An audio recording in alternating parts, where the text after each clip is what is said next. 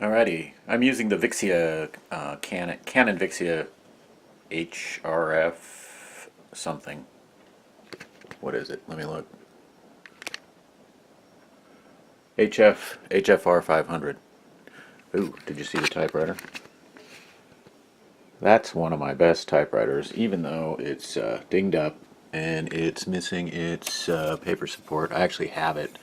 I need to get a bolt and a nut, I think, to reinstall it. It came, it was like jammed in there when I got it, and then I figured out it was missing that, so took it all out. I've been using it without a paper support, which is fine. It works fine. It's one of my best typewriters for action.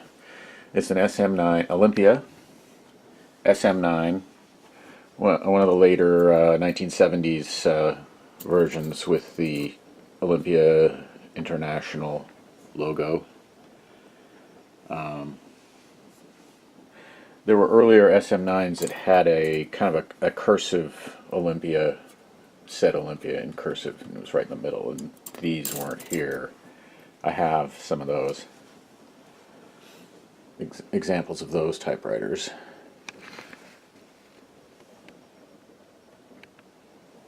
Yeah, just a little impromptu tour here. I don't know. It's an Elite, but it's not a 12 character per inch Elite. It is an 11 or close to 11 characters per inch. It's actually a metric measurement. I forget what it is. Characters per centimeter or whatever. That's a margin stops right there. Paper support would have been back here, and there's a button to release it. It pops up, extends it, and it actually has a metered little measuring thing. You can tell how far it is to the bottom of your page, which is pretty handy. You don't want to run off the bottom of the page. It's a newer keyboard. It has a numeral 1. A lot of the older ones, most of the older ones did not. And they didn't have a exclamation mark either. You had to make it with a shift 8, which is, where are we? An apostrophe, and then backspace and period. They didn't use exclamation marks as much as we do, I guess, back in the old days. But by the 70s, we needed them. It also has all the other standard characters. It's a modern keyboard. It doesn't have the older ones. Older SM9s that were missing the 1 key often had a exclamation mark and 3/4 key over here, and then it seems like the plus and equals were over here. I have examples of that too. Yeah. So anyway, that's an SM9. A very good, very, very good typewriter. A lot of people don't like the design. It is a bit plain, I suppose. I imagine these designs on the in the offices on board that spaceship in 2001, Space Odyssey. It's the one that takes you to the moon, right? Typewriters in space.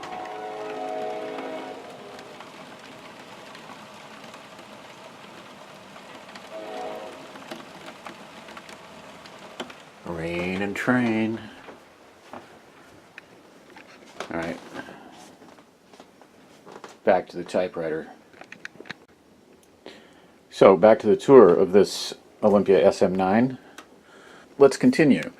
This has got tabs. It's got I think it's a, I don't know if they call that infinite tabs, but you can set a tab at any place, at any stop, whatever you call it, at any position, and that's how you get there. So, for example, if I'm just right there. I want to set a tab right now. So, to set a tab, there's a plus and a minus. Plus is set tab. So I'm going to set a tab right there, and then I'm going to space away and set another tab. Space some more and set a tab. Then I'm going to go back to the beginning, and now I'm going to press the tab key and see what happens. Ah, stopped at the first. I should have noted those, but I just pressed it again, and those were the tab stops that I put in. Now, if you want a clear tab stop, okay, let's go to the first one, which, okay, let's watch where it shows up. I'm going to hit it now. Okay, first tab stop is at, looks like just past, it's at 41. It's hard to see here, but it's at 41. So I'm going to erase that tab stop there. So if we go back, we hit tab again, watch where it stops this time. It's at, we must have hit a tab stop earlier, or no, yeah, we must have. Well, let's go again and see if 41's there. No, it's not. We cleared it. So that's how you can take away individual tab stops. You can take them all away with this clear all. Now I hit it. They're all gone. So that clears all your tabs.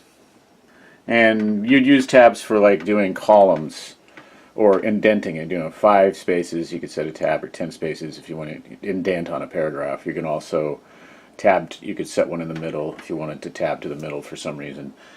And you can set up columns too. You can do spreadsheets or whatever. So there's that. What's this? This is the carriage release, and there's also one over here. Carriage release. When you press that, you can move the carriage back and forth. That's called a paper bale. Holds paper against the platen, which is this. Oops, there's a plate there. This is the platen right here.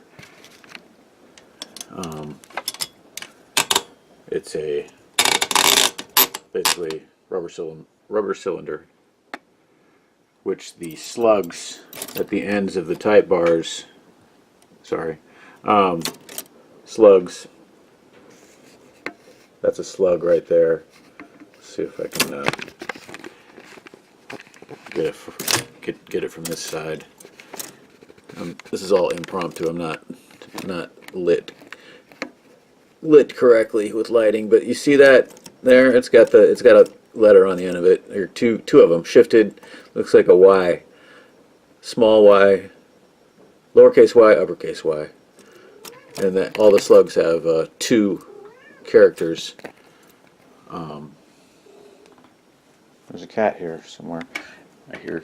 Anyway, those are slugs at the ends of type bars, and somehow I just drew something on the screen I didn't want to. Okay, I'm going to stop. This camera really needs to be more wide angle. But anyway, it's the camera got in my hand right now. And I can get better lighting, I think. Let's turn on this light. A little bit better. Alright, paper bale. These are the paper bale rollers. They help hold the paper, help with holding the paper, letting the paper pass while it's being held down. This is the line spacing. It's on single spacing there, 1.5 and 2. So when it's on 2, you can't really see it very well, but it is doing double spaces. Actually, you can increment by half spaces. That's why you can have a 1.5 space setting, which sometimes is good. Carriage release, carriage return lever, and that also is the line feed. So when you get to the, let's say we're at the end of our line, or let's keep going because I'll show you the bell. It's going to be a ways because they set this way over there, the margin stop. Should be getting the bell soon. There's the bell. 1, 2, 3, 4, 5, 6, 7, 8, 9. You have like 8. A warning bell, 8 spaces before your hard margin stop. And let's say, here I'll move it in a little bit. Would realistically be in a little further than that, probably even. So you got your bell. let's say your word, oh, I just have like 2 more letters and I don't want to do a hyphen in return. So down here is the margin release, and I don't know why they have 4 dots on it. It's some of them are labeled MR for margin release. Logical. So anyway, that's the margin release on this typewriter. So when I get there, I can't type anymore, but I hit the margin release. It released it. This actually moved a little bit. There, you didn't catch that, but it's released, and now I can type to the end of the possible. It's to the end of the platen already there. So that's margin release. What else? This is shift. So when you shift, you get shifted characters. Capital, if they're in the letters, you get capitals. If you're up here, you get these symbols that are above the numbers when you have shift. You can do a shift lock, similar to caps lock on a computer, but caps lock, I don't think you still can do the numbers, and it doesn't make the symbols appear. So this is called shift lock. And over here, there's another shift, but it doesn't have a lock with it. Here's the color selector. That's actually black or whatever is on the top of your ribbon. If you turn this over, this would be the red for red, but it's, and then this is red, the bottom.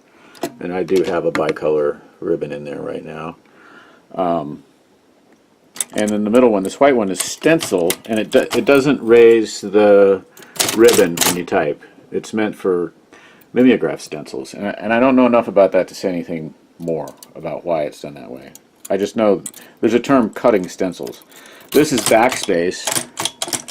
It's just backspaces. It does not erase. If you want to erase, you have to use correction paper or liquid paper, which I don't recommend using either liberally, because it gets white dust down in here, and then you end up having this is called the segment, and I'll show you more in a bit. It clogs it up, and you have to clean it. This is space bar. Wait, let's turn it back up to black. That thing that's raising right there, that's called the vibrator. That's the ribbon vibrator. And then, let me open this up. Under the hood, you've got your ribbon spools, and the ribbon goes back and forth, and there's an automatic reverse which is triggered by the tension at the end of the ribbon. It doesn't need the little eyelet that a lot of typewriters need. But there's this thing that I just pushed it that way. That reversed the travel of the ribbon. Here, let me type a few. See it, and then if it's going that way, I have to use this one to yeah, I just did it. I'm not sure if you can see that, but there's a thing there. It's that thing right there.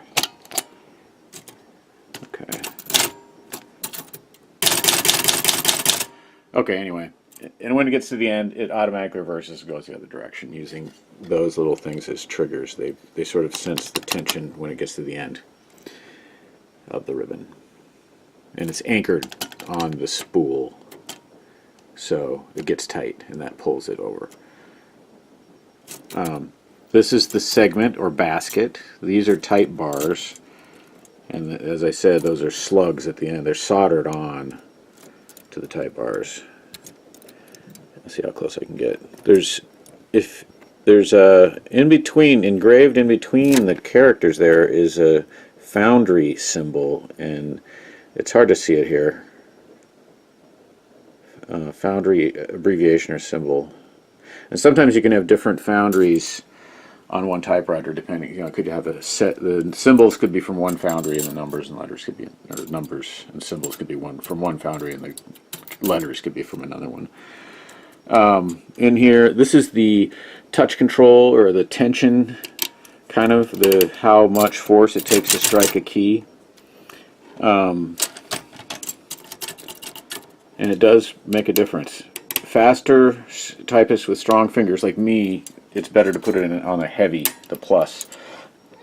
And if you're new to manual typewriter keyboards, it might be better to put it on the easy, and then just figure out where it feels as you go along. I like to change it every once in a while. Not sure what else to show you in here. These are beautiful machines. Typewriter designs are fascinating. And yeah, okay, that's my Olympia SM9. I call it Elite 2 because it's the second Elite SM9 that I got. And I call it Agent Norm because I got it as at an estate sale, and the man's name was Norman. Agent Norm, ladies and gentlemen. An excellent typewriter.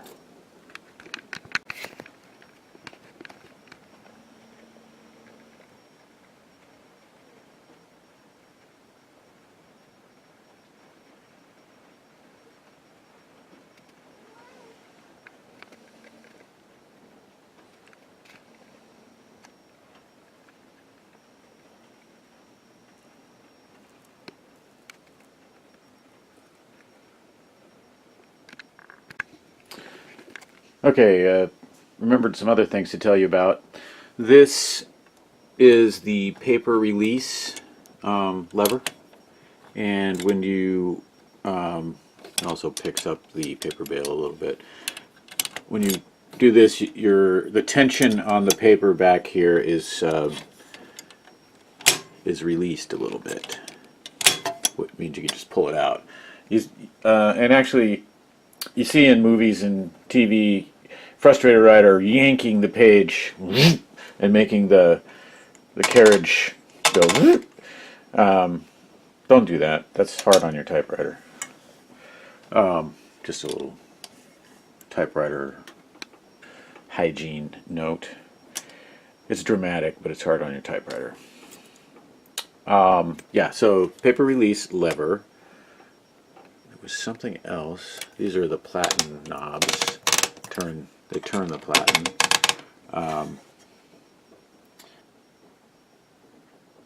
Oh yeah, this is that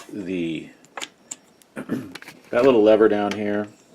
That's the carriage lock. Let's see if I got it. Yeah, once I did that, I can't move, and I can't type, or I can type. Okay, some carriage locks make it so you can't type. That one doesn't. And then you can press that down. So now it's ready to be put back into its case, which is down there.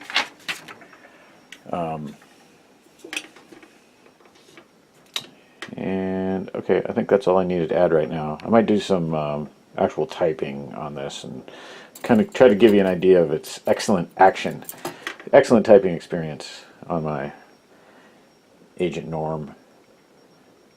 These are agents of the typewriter revolution.